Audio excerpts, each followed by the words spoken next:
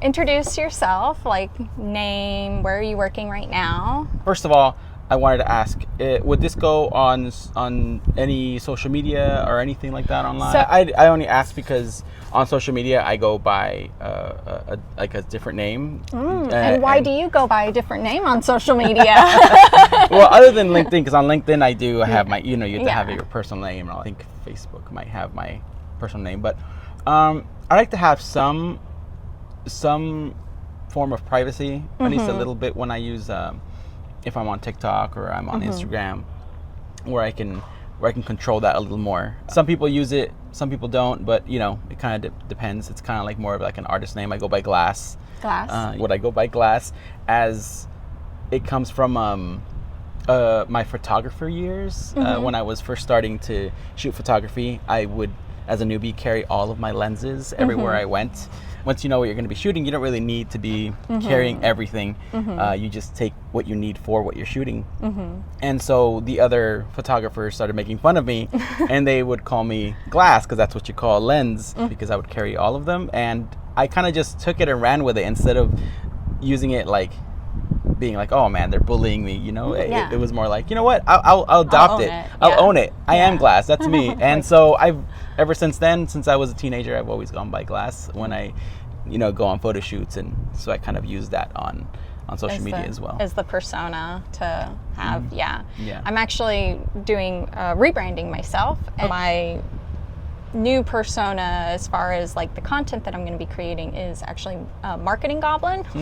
Okay, I like Right? it. I like it. Yeah. So I totally get that anonymity and needing that space, because I also have my personal social, which I use for like updating my family on where my kid is in his developmental stage, and I'm like, course. oh, he's a year older, here you go, here's a photo. Yeah, of course. Yeah. Yeah, that makes a lot of sense. And the organizations that I work with, which is Mental Health America of Los Angeles, a nonprofit in LA, they also call me Glass, and some call me by my name, depending on what's the relationship that I have with them. If it's more of an artistic relationship, they go by Glass. So that's where I am now. I work at MHLA. I've been working there for a little over a year now. I just hit my anniversary about a month ago, I want to say. Okay. A month or two. And it's gone by really fast. And I love it. I've been doing social media for about, I want to say 7 or 8 years now. And I'm loving every bit of it. So when you say that you've been doing like social media, because I feel like once again it's this breadth of like skill sets that you need, or roles and responsibilities, or kind of separate it from like the artsy fartsy to the like analyticals, right? So where would you say you fall, or do you fall like in the middle? Right You can now, go back and forth. I mean, I feel like throughout my career, I've gone back and forth for sure. Right now, I'm in both, I would say, because when you work with a small team, you kind of have to wear all the hats. And in a nonprofit, you typically work with a small team because, you're always underfunded, so you're always working with what you got. I feel like I've done the analytical side more with like bigger companies, and then I've also done the creative and analytical side with the smaller agencies and companies. Do you have a preference, or do you like being in the middle? I like being in the middle. I mean, I do lean towards creativity because of my ADHD. It just feels more natural to be creative. But I feel that it's necessary to know the analytics. It's necessary to know what the data says, to know how to create the content that you need to put out. So even though I don't like it as much, I know that it is something that we need to be able to drive the type of content depending on what your demographic is and what you need to aim for. I think even if you are just the designer creating organic posts on social, you still need to understand the analytics, because you need to understand, do you need to pivot in the direction of your creatives? Are certain images performing better or not? And understanding that. Even if you are strictly like, I'm just going to be a creative writer, designer, and videographer of social. Very, very true. So you said that you've been working in MHLA for about a year now. So what type of campaigns have you been a part of that you're like, wow, this is really special? It's hard to say, because it feels like we're always working on so many things at the same time that are very impactful. The organization as a whole isn't doesn't just do mental health. It also does outreach and all the different departments. They do outreach. They do TAY for the youth, veterans, and then employment. And so it's so many different aspects that you can touch on. And because they haven't been very strong in social media before, you know, I'm the first one to be that they have in this role. Okay. So I kind of formed it, and I'm forming everything as From it the goes. ground up. Yeah, from the ground up. And so we're kind of testing a lot of things. You know, when you're doing something new for a new organization, especially if they're a little more old school, it kind of depends. It depends on the data for them, but for us, it's like testing and testing and testing and testing. You have to try a lot of different things, and it all seems to work. And I think it's only because there's nothing that's been done before. So everything's a rewarding day. Exactly. Like, you know, we've done amazing in the past year. In reality, we've just been posting more consistently. I've been going out recording and interviewing the people that get service, the members or the employees. And any of that stuff is amazing. And, you know, but we are trying to find what is it that the audience more resonates with right now. And I think as we test more, we'll be able to know what kind of works a little more. But like always sharing people's journey, I feel like that's always a good hit, because then people kind of connect with that. They're able to resonate. And even if they haven't gone through the same thing, either they know somebody that's gone through the same thing, because mental health affects everyone. So as you kind of talk about this story and their stories, they're like, oh wow, that's amazing. I know somebody, my family member, myself, my friends, or maybe people that they've seen, you know, out in the community. The authenticity, the storytelling that's happening really resonates with the audience right now. Yes, Yeah. exactly. So, because you are working with like a mental health organization, one of the things that I always stress in my classes is the fact that social media does have and has been proven to have a negative effect on your mental health, in that balance of like, you're going to find us on social media, but like beware of social media on your mental health. Like how would you go about that?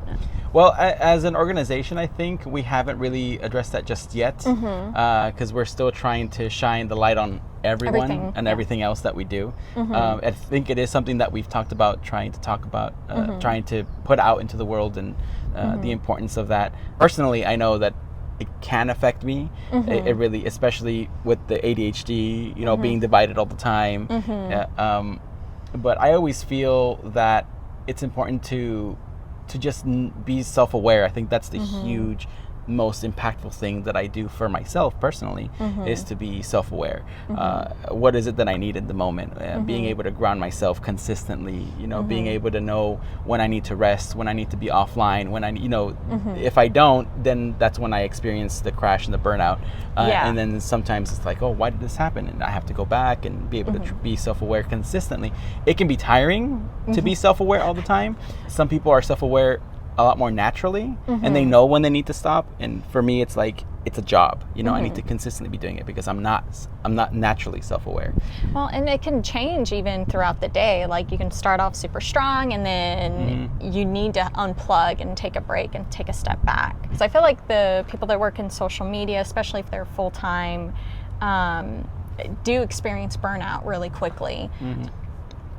For me, I'm now going through rebranding. I'm now finally trying to create my own content, but I've been avoiding it for so long because of that burnout that I experience with my clients, and I'm anticipating that burnout for my own things.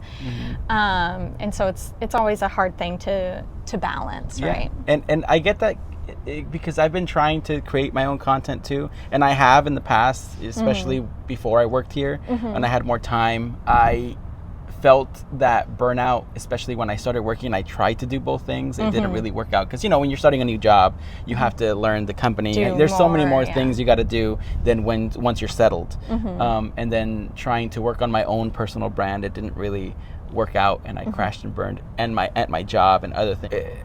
I don't know if it's with all nonprofits, but at least with ours, it's more like you start hitting the ground running, like, with everything. So as soon as my very first day was, I started to record for campaigns that with DMH and Mental Health America, and it was a lot to do, but it was something that I was comfortable doing. You know, it wasn't like I was taken back. We were able to be very successful with that first campaign on day one. But trying to do that and to do my own thing, it was just a lot. And I'm trying to get back into that, but at the same time, I'm trying to be very self-aware of where I'm at now, mentally and emotionally, and also physically, because it affects everything I do. And I think it's important to be able to take baby steps sometimes when you need to, and when you're ready, when you feel like you're ready, trying to move forward a little more. Yeah, and I think another thing is for people that are like building up their portfolios or wanting to pursue the career of social media, they feel the pressure of creating their own content for showing that, hey, I can grow an account. But one of the things that I always think of is like, it doesn't have to be absolutely perfect. It's posting consistently, even if it's only once a month, has a profound effect over time, because once a month you're adding to this list of content that you're sharing. Yeah, and not just that. I feel like posting consistently, even if it isn't perfect, I feel like it's important to try to do it a little bit more, only because it's the thing that kind of shapes you and shapes your habits and shapes your skills. So and sometimes we see is, if I have to post it, it has to be perfect. The lighting has to be perfect. The quality of my video has to be perfect. But in reality, we should be taking those opportunities while we are small and we don't know anybody and people aren't following us, to be able to hone our skills and hone the video and hone what looks good, what sounds good. And that's by testing, and that's by putting it up. And then you can see that progress in a few months when you look back at your content and you look at what you're at. You can see, instead of like deleting the things that you're uncomfortable with, like, I don't like a lot of people are like, I don't really like the way my voice sounds in here and there. But it's important to keep it so you can have like that historic record of your progress, because then people won't know about your progress unless you keep it up. And I feel that it's very important to be able to use those opportunities, to be able to do that. And yeah, so I think it's so useful. And I think that's also good advice, not just for when you're trying to build your own personal brand, but also when you're working for small companies or startups, or for you, like the nonprofit didn't really have much of a presence, so you're going in and building it. And that consistency in posting and just getting it out there, you learn so much from what you post, because that data is coming back and that engagement is coming back. And so the next time you post, you can make it a little bit perfect, a little bit more perfect, and then finally you're just like hitting it and nailing it. Yeah, exactly. I mean, ideally. yeah. I mean, the thing is, you never really know what's going to work with the audience you're working with.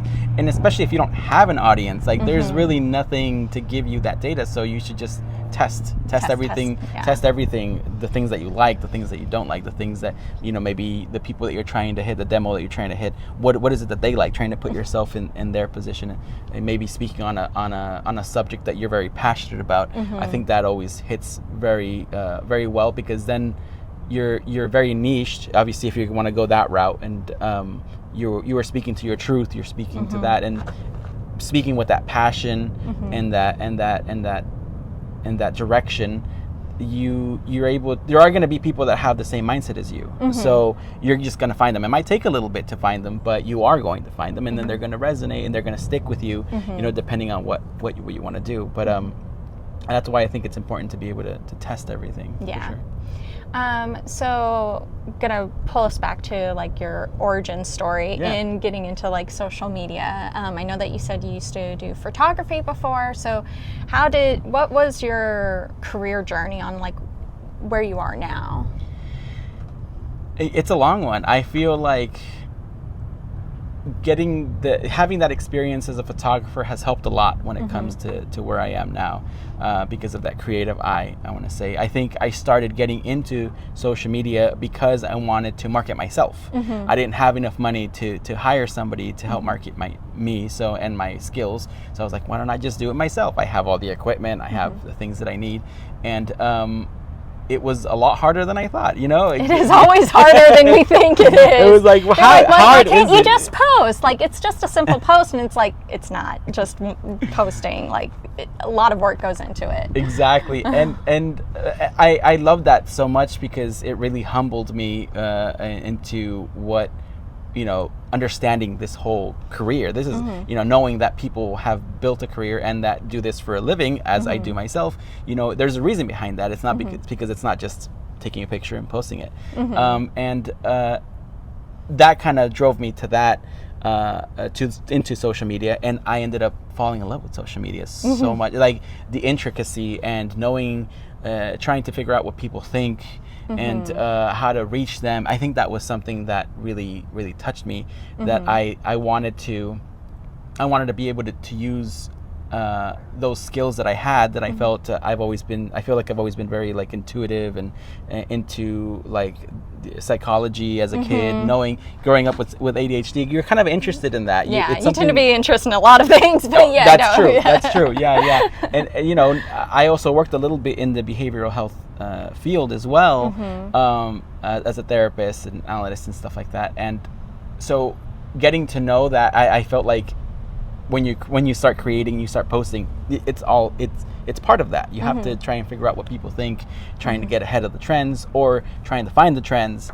And I wanted to use all of that knowledge that I had and use it for something that I believed in. Yeah. And because photography was cool and I like it, videography is awesome, but it was missing. It was missing. Yeah, it was missing something, and I didn't know what it was. And I think working in social media and for a few different companies, agencies, helped me kind of guide me and find what is it that I wanted to do with that. Yeah, I definitely agree that when you work in social media, like you're able to use both like your left brain and your right brain, the quantitative and the qualitative, the creativity and the mathematics.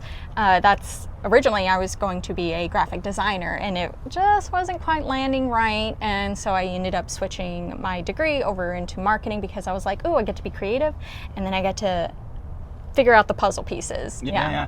It's funny because as I was getting to where I got to be 8 years ago or 7 years ago when I started this journey, I was really lost. I didn't really know what I wanted, and and that's very, like, a lot of people can resonate with that, But I was in my late 20s, when I found what I wanted to do, and a lot of people are like, I got to find it.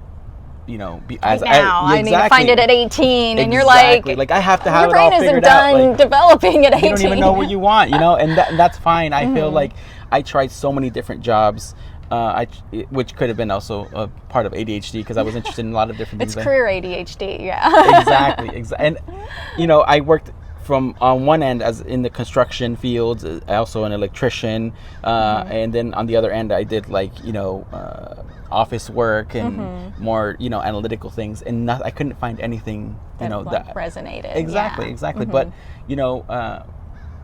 patience is a huge thing when it comes to this, and being able to find what is it that you connect with, for sure. Yeah.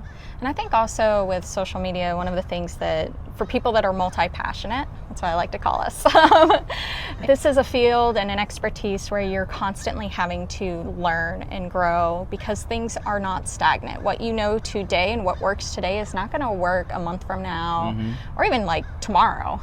Yep. The algorithm could change and then we're all ghosted. Yeah, exactly. And I love that. I think that's so amazing because I feel like a lot of people that are more comfortable with stability, they're not really comfortable with that because they want something consistent. Like, no. And I love the inconsistency. I think the only thing that is consistent is inconsistency anyways.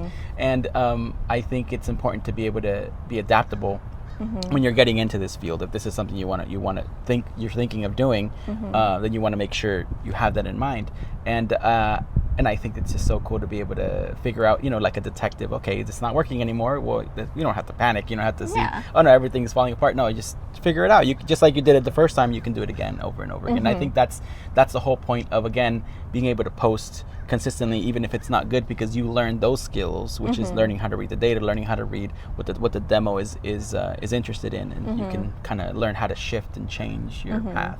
Yeah, and I think one thing that I really like doing, especially when I'm working with clients who are just starting, is I like to be like, okay, well, who's your target audience? And of course, they give me like basic demographics, and I'm like, no, but who are they as people? And I love doing and creating personas because it also makes it easier, at least for me, to create that content.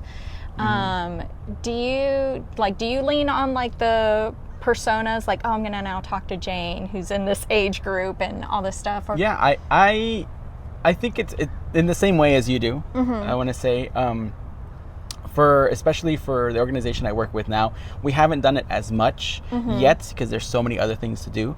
But it's a huge thing to do because there's so many different programs. You know, some people are looking for housing, or some people are looking for someone else to get housing. Some people are in the younger demographic, so they're TAY. You know, they're looking to get trained in the work. You know, in the workforce. There you go. And or specifically for people that are looking to get into the workforce, there's the employment. You know, and then so you have to be able to learn how to think how they think, so they can, so the algorithm reaches them. You know, your content reaches them, and that way they can benefit from it most. I think it's very important to be able to put yourself in their shoes. Yeah, you have to have that like deep empathy. Like you have to be able to pull. And I think that's also where some of the burnout comes from too, because you're constantly having to be empathetic on top of the wide range of skills that you have to go bouncing back and forth using. Yeah. It's that empathy of like understanding who these people are. Yeah. Every time I've come across like angry comments or like nasty responses to my posts, I've always thought of them as like prickly porcupines. It's like, you don't mean to hurt me, even though you are. It's just in your nature right now. I love using that term because then it also kind of makes it silly and less personal. Yeah. When I think of them as being porcupines. Yeah. No. Which I apologize for the animal out there. You're beautiful with your prickliness. Yeah. Yeah. And it's interesting to be able to see that dynamic online. You know, because for someone to want to hurt you, you know, that means they're hurting. Yeah. And that's where, again, the empathy also comes in play. Instead of taking it personal, they don't know you. Yeah. They don't know anything about you. They don't know anything about who you are, about where you're going, what are your goals. Maybe you might post some of that, but in reality, they don't know you as a person. Yeah. So they're not judging you fully. They're doing it. What they're doing is they're judging themselves. They're projecting. Yeah. Exactly, and they're just saying what they feel about themselves, which you know, once you see it that way, it makes you feel sad for them.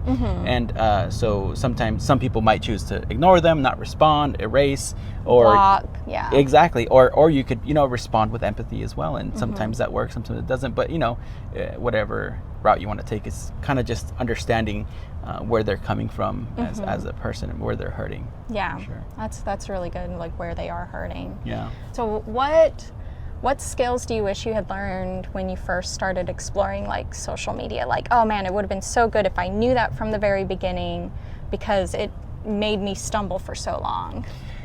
You know, I was thinking, I know you sent some of the questions my way, and I tried to not really prep with the questions because it feels more natural when it comes from within. That one was the one that I was like, maybe I should prep for that, because I didn't really know how to answer that one. And as I was thinking about it, I realized it's because I really don't feel like I had anything. I feel like we mentioned earlier, this is a field where everything changes consistently.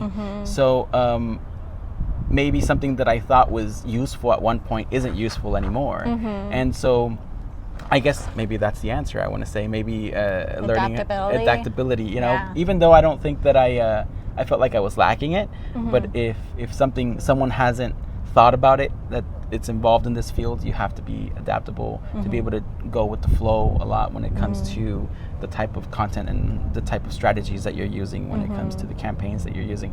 But yeah, I think. And then also like what skills are required of you. Like I remember when I first started, I was like, I'm not a writer. I was like, I need somebody to proofread. And that was one of the skills where I had that negative mindset. And then I was like, no, I am going to be a great writer.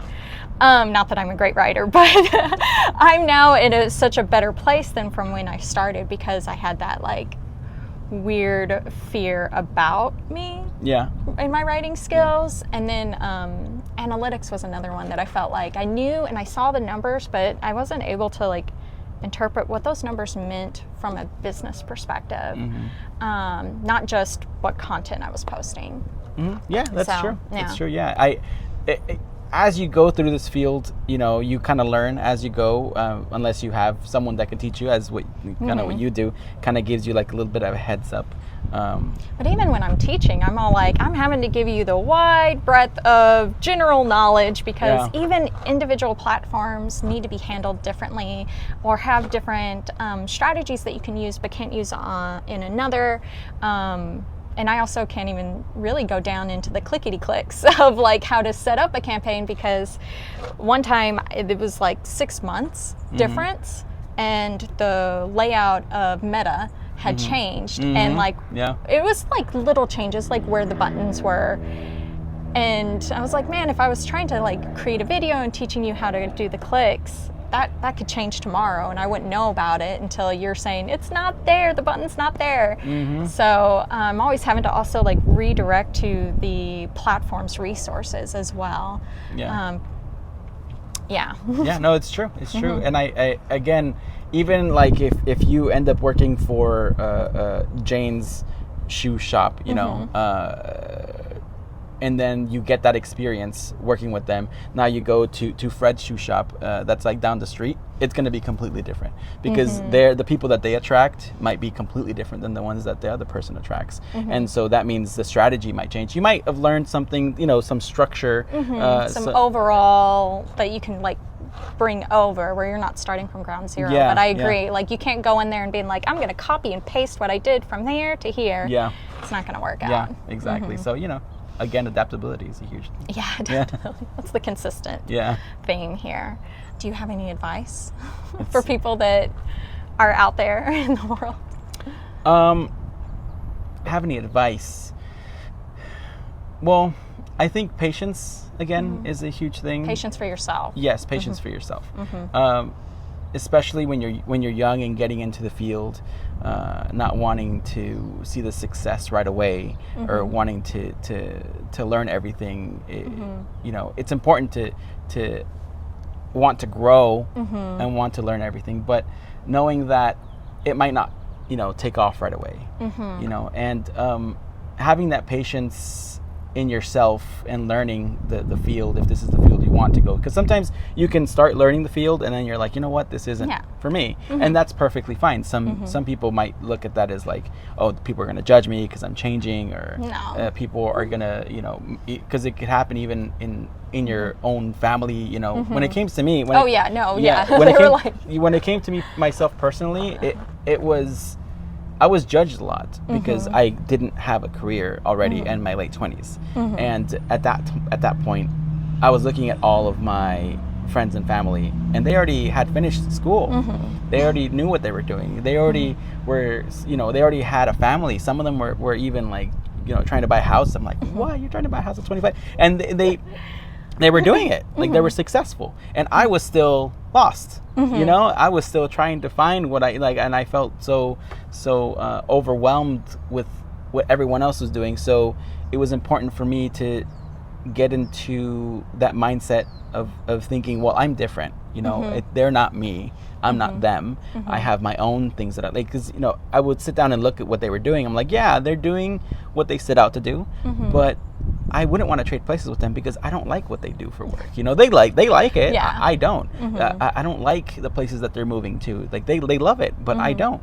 So being able to have that patience and understanding with myself was really big, so I wasn't beating myself up for it. And now at 35, I feel much more happier that I stuck to it. I stuck to wanting to do something that I was passionate about, which is being able to get my skill set of photography, and then being able to get my knowledge of mental health and putting it together. And that's exactly, I didn't know I wanted that until I started to explore even more, and I found what I found, which is social media. And now I'm doing it. I'm working for an amazing nonprofit that does amazing work, doing the things that I love. Like I can't make it even better. I have amazing bosses. I wouldn't trade it with anything. Like there have been in the past few months where I have had recruiters reach out to me and they're like, oh, you have this experience, we want to offer this. Yeah, exactly. And it's like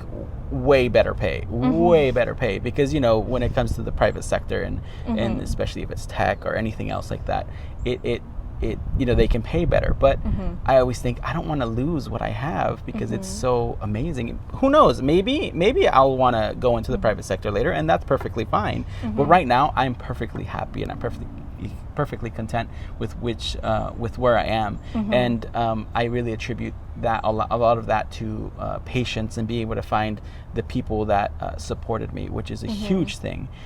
If you feel that you're being judged and you can't really do and be yourself when it comes to your career, it might also be the voices that are outside speaking to you, and that's why you're having a lot of trouble. So sometimes you have to switch those voices or switch the people that you're talking to, or hang out with people that might have the same mindset as you, and so it really helps out to find that support system, and then being very, very, very patient with yourself to be able to get there. And I think also, like, when you're switching interests or career paths, you're taking transferable skills. You're taking that knowledge and able to apply it, maybe not directly, once again, not copying and pasting, but you're able to take that experience and bring it forward. So it's not lost time.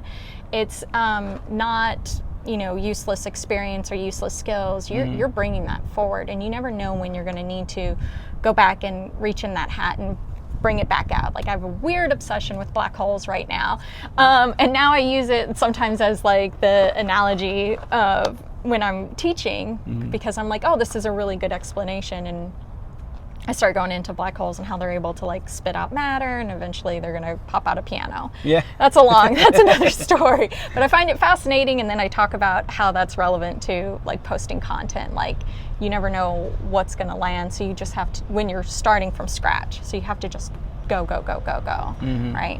Yeah, that's very, very, very true. Yeah, I like that. Yeah, so cool. Awesome. Yeah. Well, thank you so much for taking the time and sitting here answering the questions, sharing your background, your knowledge, your expertise. I feel like everyone that goes into marketing, especially social media, has a very different story. Yeah.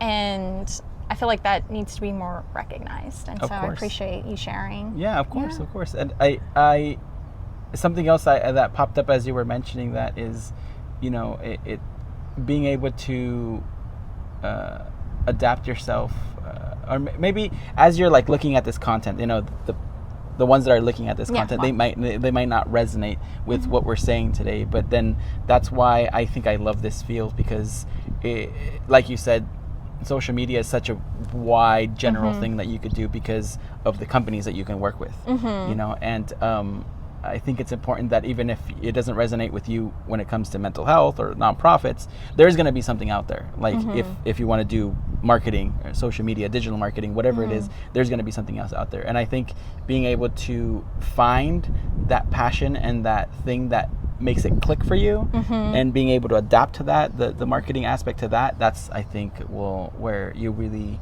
will be successful, and you'll find you'll get you'll be able to get the most out of that, because it's not, I feel like this has the potential of not just getting one passion in what you work, which is a lot of careers. I think in this career you can get two passions and put them together, and you'll probably be even 5 more or 6. Yeah, exactly. Piecing them together. Exactly. And I think that's like that's happiness for a lot of people. Being able to be, obviously work isn't life, but unplug. Yes, please of course. Unplug. yes. This isn't your life, but it's nice to be happy when you go to work. It's nice to be content when you go to work. It's nice to be doing something that you love when you go to work. It just adds to everything else, but it's nice to have it in place, because it's important to be able to spend your time with family or the things that you do, whatever you're passionate about. But because it refuels your soul too. Exactly. Right? Exactly. Yeah. Well, thank you so much. I really greatly appreciate it. Yeah. No problem. And cut.